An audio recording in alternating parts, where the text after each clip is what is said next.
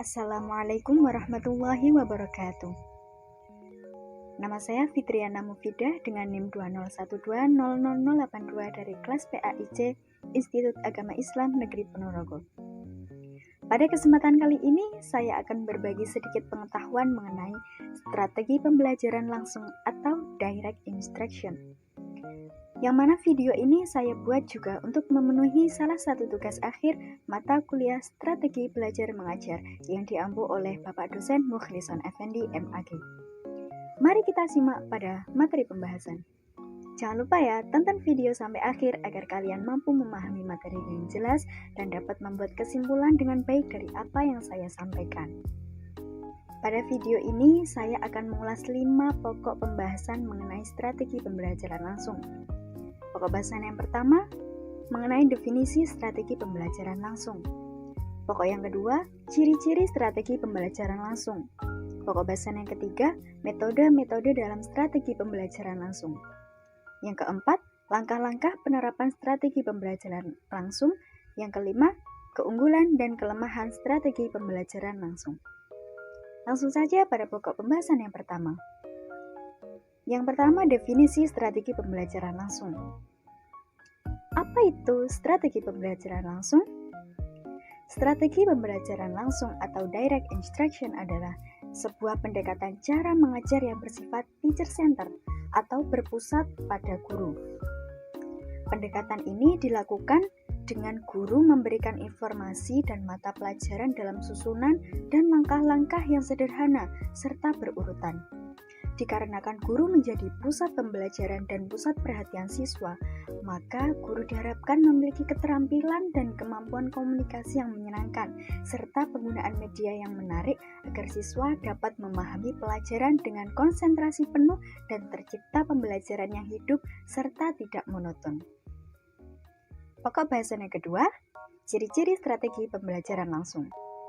Ciri-cirinya yaitu yang pertama, adanya tujuan pembelajaran dan pengaruh strategi pada peserta didik termasuk prosedur penilaian belajar. Ciri yang kedua, sintaks atau pola keseluruhan dan alur pembelajaran. Ciri yang ketiga, dapat dilihat dengan sistem pengelolaan dan lingkungan belajar yang diperlukan agar kegiatan pembelajaran tertentu dapat berlangsung dengan berhasil. Ciri yang keempat, penyampaian materi pelajaran dilakukan secara verbal.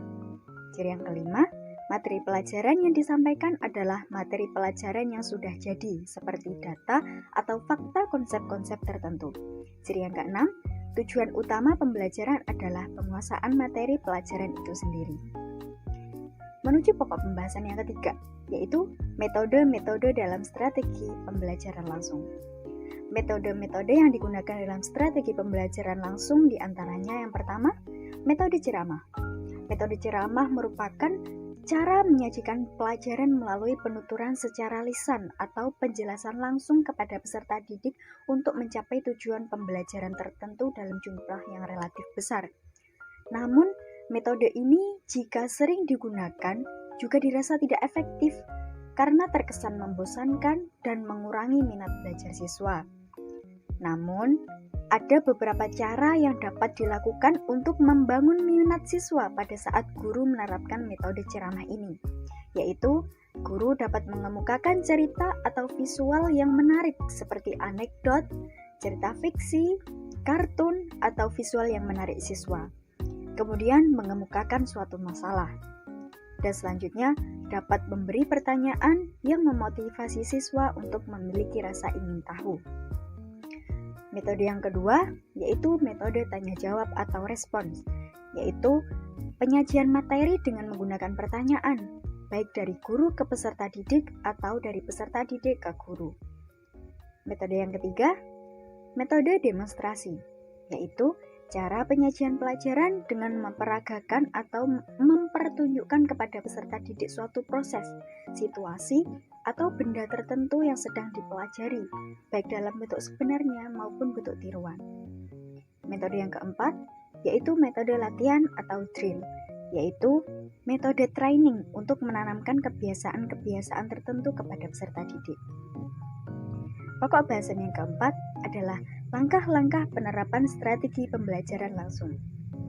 Langkah-langkah tersebut yang pertama, menyampaikan tujuan pembelajaran dengan jelas. Yang kedua, menyiapkan peserta didik agar peserta didik memusatkan perhatiannya pada pokok pembicaraan. Yang ketiga, presentasi dan demonstrasi.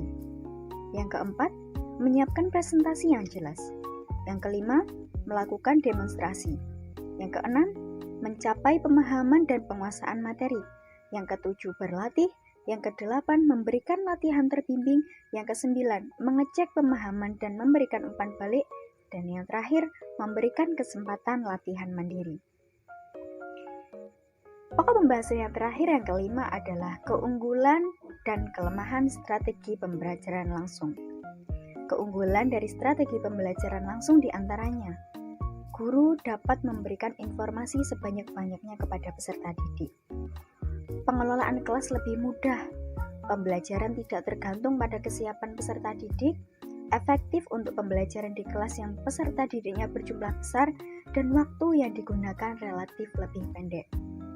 Di samping keunggulan, ada juga kelemahan dari strategi pembelajaran langsung. Yang pertama, strategi pembelajaran langsung kurang mengaktifkan peserta didik. Yang kedua, strategi pembelajaran langsung kurang memperhatikan keragaman potensi peserta didik. Yang ketiga, strategi pembelajaran langsung hanya memperhatikan ranah kognitif dan kurang memperhatikan ranah afektif serta psikomotorik. Yang keempat, kriteria keberhasilan belajar ditentukan oleh pencapaian kompetensi, bukan penguasaan materi pelajaran. Dan yang terakhir, keragaman peserta didik akan menghambat pencapaian kompetensi yang telah ditetapkan. Nah, dari beberapa penjelasan tadi dapat kita ketahui bahwasanya dalam setiap proses pembelajaran terdapat beragam strategi, model, dan metode pembelajaran yang diterapkan oleh masing-masing guru di setiap kelas. Dari setiap metode, model, ataupun strategi pembelajaran tersebut, masing-masing memiliki keunggulan dan kekurangan, sehingga guru dapat menerapkan untuk pembelajaran di kelas sesuai dengan kebutuhan dasar dan kondisi keragaman potensi peserta didik dalam mencapai keberhasilan pembelajaran yang diharapkan. Mungkin itu yang dapat saya sampaikan. Apabila ada kurang lebihnya saya mohon maaf. Semoga apa yang saya sampaikan bisa bermanfaat. Ihdinas shiratal mustaqim wal afu minkum wallahu muwaffiq ila aqwamit thoriq. Wassalamualaikum warahmatullahi wabarakatuh.